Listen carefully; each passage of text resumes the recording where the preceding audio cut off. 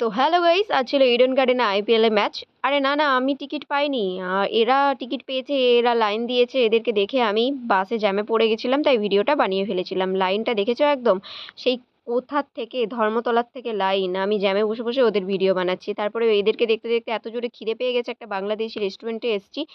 Restaurant কাম hotel, পদ্মাপাড়ের রান্নাঘর। এটা শুনেই ঢুকলাম, এখানে নাকি বাংলাদেশি খাবার পাওয়া যায়, তো তার জন্যেই রেস্টুরেন্টটা ছিল জাস্ট এই রকম। আর কলাপাতার ব্যবস্থা ছিল। তো ওয়েলকাম করার জন্য দিয়েছিল দুটো চকলেট, যেটা পেয়ে আমি ভীষণ খুশি। এই যে জাস্ট এই কয়েকটাই মেনু আছে, তো সেখান থেকে তাই জন্য স্টিম রাইস নিয়ে নিয়েছি, আর একটা কচু বাটা, এটা ওরা স্পেশাল দিয়েছিল, এটা আমি অর্ডার করিনি।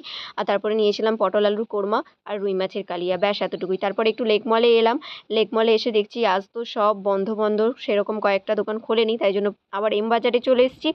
বাজারে কিছু মার্কেটিং করব, তারপরে বাড়ি ফিরবো। তো আজকের মতো ভিডিওটা এখানেই শেষ করছি, দেখা হচ্ছে আবার পরের ভিডিওতে। তো গরমে তোমরা সবাই ভালো থেকো, সুস্থ থেকো, আর অবশ্যই সাবধানে থেকো সবাই।